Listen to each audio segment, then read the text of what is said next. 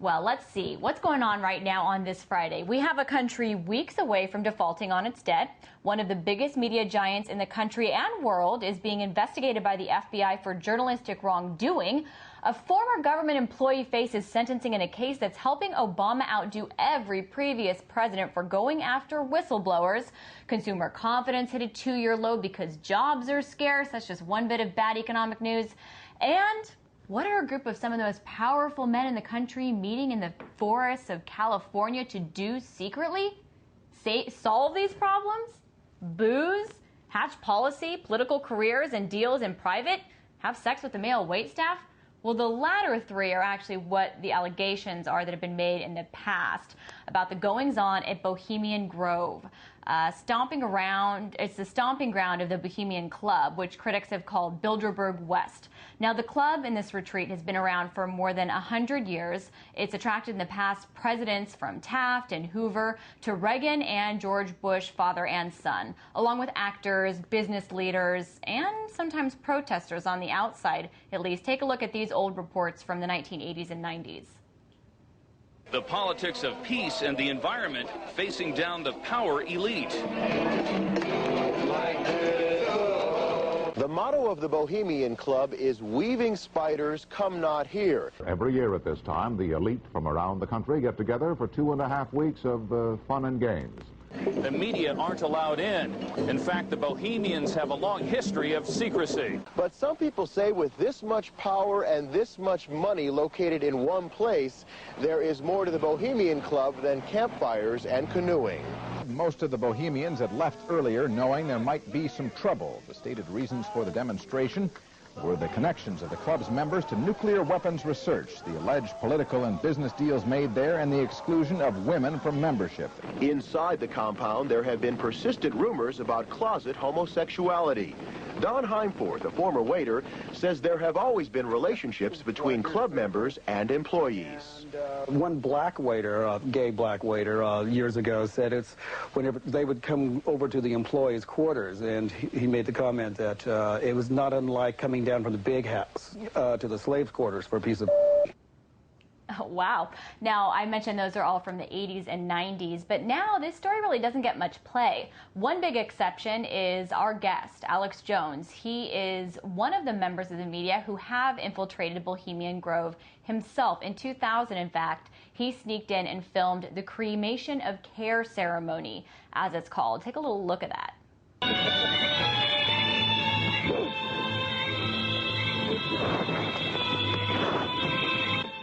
All the time in the darkness across the small lake, the men in black were doing something behind the dark curtains hanging from the redwood trees. They're getting rid of their cares. Earlier, I spoke with Alex Jones. I asked him why Bohemian Grove doesn't really get any mainstream media attention these days. The CEOs and presidents, vice presidents of the big four networks all attend year after year, and you have former presidents, you have current presidents, you have British royalty that go there. Helmut Schmidt, the previous German chancellor, wrote a book, Men in Power as a Political Retrospective, and in the book he said, look, the Trilateral Commission goes there, the Bilderberg Group goes there, the leaders of the world go there for 15 days, and a lot of decisions get made there, and he admitted that they are establishing a private corporate world government, and that one of the most important secret meeting houses is the Bohemian Grove. And Richard Nixon told Harper's Magazine, and after his death, a recording was released of the interview that had not been fully published, where he did say that it is basically a gay meeting, that's the main thread besides politics, is that a lot of the major magnates in corporations and media, but also government, come there, and male prostitutes are shipped in to service them. Alex, are you suggesting that, I know a lot of reports say that every Republican president since way back in the day have attended. Are you asserting that they're having gay sex? Well, I know that Vanity Fair has reported on the fact that their reporter got arrested there, and their report talked about the homoerotic trappings. I know that when I was there, I was being whistled at and followed around like it was a Looney Tunes Pepe Le Pew cartoon, and I was the cat to the point of I had to just hide in the woods until it got dark so I could videotape the ritual. What do you mean? Tell us about that. What happened to you? What did they do to you? Who was whistling at you? You would be walking down the forest paths on the 2,700-acre retreat that's in a gorge, and you would have men start walking up to you and saying, "What are you doing? What camp are you part of? You want to come party with us?" You'd have people whistle at you. And I was even pretty naive then. I mean, I snuck in. Once I got in, I tried to stay away from crowds of people, but they were still coming over. And there have been other reporters. Spy Magazine's reported on it. As I said, Vanity Fair has talked about the fact. I mean, any reporter that actually gets in there is approached. And they didn't come over and say, "Hey, we want to have sex with you right now." It was just, "Hey, let's have some fun," and being whistled at. And so that is a large overtone of it. But my main issue is that the Bohemian Grove actually has released some of their annals now through Berkeley and other universities, Sonoma State. And they brag that they hatched the Manhattan Project there for the atomic bomb. They brag that they got government and industry together for that. The Star Wars SDI program in the 80s. So many big events are decided, and so many big deals are made at the Bohemian Grove. And so it is that secret smoky room, but instead of a bunch of guys behind closed doors smoking cigars and making decisions with government officials, it is a 15-day retreat with music, alcohol, plays, ritualistic behavior. And the men then also leave the Grove and go to the nearby town and visit with female prostitutes that are flown in from all over the world. So that may be one reason there's such a gay overtone in the whole thing, is that it's only men allowed inside the Grove. Now, because of threats of lawsuits and things, some women are allowed in food preparation. To work there, right. Right. Alex, let me get in here for a second. I think that some of the stories, too, said that those instances, I think a prostitute was interviewed, this was a while back, saying that that's more of the rarity or the exception. Hoover, though, called it the greatest men's party, and that it was just a lot of fraternal fun. So, Peter Bergen, who you confronted about it, said that everybody was very gentlemanly. So a lot of different reports about what exactly is going on. Your experience certainly is interesting. But as far as concerns over the business and political dealings going on there, because that is one of the bigger concerns, and you mentioned the Manhattan Project, that's one that's been widely cited. Others that I've seen are that Reagan and Nixon kind of had private conversations in which Reagan agreed he wouldn't run for president so that Nixon could, and Nixon said that he gave a speech there that he believes kind of launched his political career. But what about any more recent examples of things that are going on there that concern you as far as the policy or political careers being made behind closed doors and not open to the public? Well, you talked about the fact that the dominant media of the United States, the old line dinosaur media, really doesn't talk about Bohemian Grove very much. There was an exception in 2000, right after I got back from the Grove. The announcement was then made on CNN later that the decision for Dick Cheney to be George W. Bush's running mate was made at Bohemian Grove, and that was said on CNN. And when I confronted David Gergen at the RNC convention in 2004 in New York, I was very polite, but I brought up the rituals, and he said, "Listen, if you were inside the Grove, you weren't supposed to talk about that." And I said, "No, I snuck in."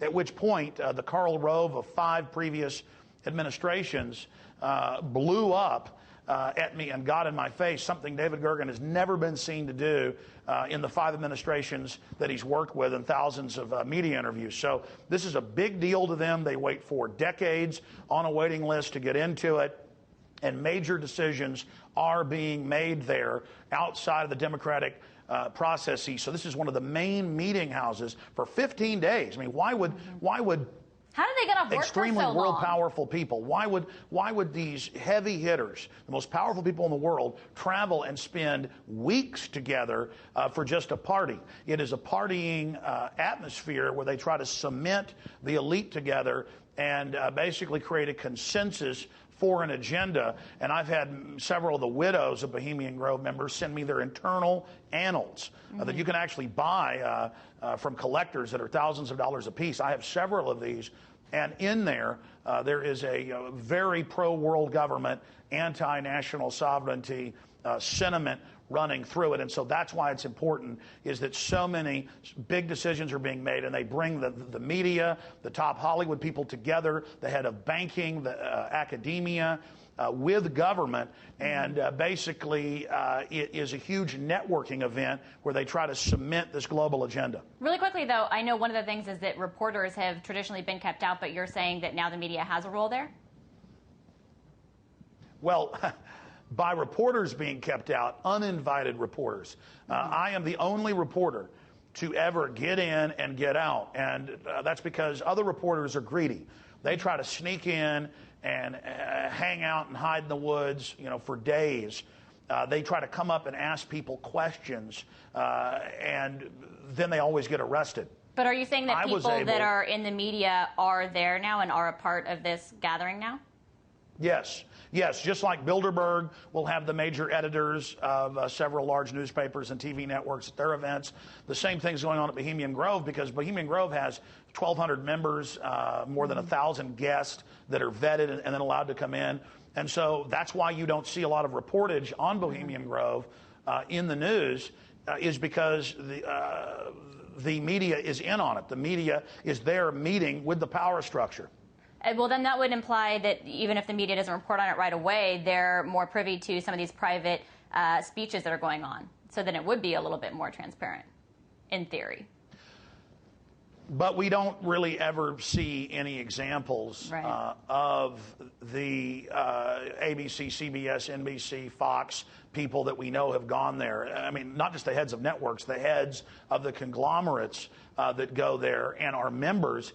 You don't really ever see them talking about what goes on at the, quote, lakeside chats where world leaders basically speak to the crowd and try to sell them on their ideas. Sometimes many years later, the Grove, to brag, will choose to release the text of a lakeside chat that happened a decade before, just to show how they basically charted much of the world's destiny. That's a good point. Well, not that I'm saying that it charted the world's destiny, but a good point that you made earlier. But I wanted to, you compared it to Bilderberg, and that's a comparison that's been made. It's been called Bilderberg West. How do you compare the two? Yes, you could compare it to Bilderberg West, but it's bigger. Bilderberg only has about 125 members, maybe 20, 30 guests. Normally it's somebody like Bill Clinton, an obscure governor who 2 years later is president, or Tony Blair, an obscure member of parliament who 2 years after visiting becomes the Prime Minister of England. In 2007, Governor Rick Perry of Texas went, and we said then, look for him to run for president in 2012. I'm on record in my film Endgame, Blueprint for Global Enslavement, covering that. And so Bilderberg is all about business and is just the top of the pyramid meeting to adjust any future plans. Bohemian Grove is a place where they bring the Council on Foreign Relations members, where they bring Trilateral Commission members, where they bring other bankers and CEOs who aren't quite in on the game and say, hey, let's drink, let's party, let's have whatever type of prostitute you want, male, female, we got it. Let's do some fun rituals. Let's engage in some bizarre Masonic / Luciferian rituals, and let's just, party. And then they go out and act like conservative men on television. But the truth is, for 15 days a year, they are running around with their hair on fire and their pants down. And again, it's Richard Nixon that said, if you want me to quote it, he said it's the most goddamn, is it all right if I quote Richard Nixon? Sure. You can pull it up. Richard Nixon said Bohemian Grove is the most goddamn faggy thing you've ever seen. And again, I don't, say that in a hateful way. That's what Richard Nixon said about it, but he went. And did you see men running around with their pants down? And their hair on fire? Okay, do you really want to know what I saw? Yes. I saw large posters up with men dressed as women outside of some of the camps, with Henry Kissinger bent over, simulating sticking his fingers in his rectum. All right. I don't really know where to go from here, except to thank you for coming on. Are you heading up there? I'm here talking to some folks that have info on what's going on at the Grove, and I'll just leave it at that. And again, you asked. I don't really, normally talk about stuff like that, so I told you. And yes, I did see, men pulling their pants down and urinating up against trees, but I think everybody does that in the woods. And we've heard that. I'm not saying everybody at the Grove. I'm not saying everybody at the Grove is a devil worshiper. Everybody at the Grove is visiting prostitutes. The point is that this is where the elite go to really go wild and relive their frat days. And they're a lot older and more decadent than when they were in college. All right. Well, thank you so much for coming in and sharing with us your personal experience. And we'll have to see if you do head up there or not, since you won't tell me. That was radio host Alex Jones.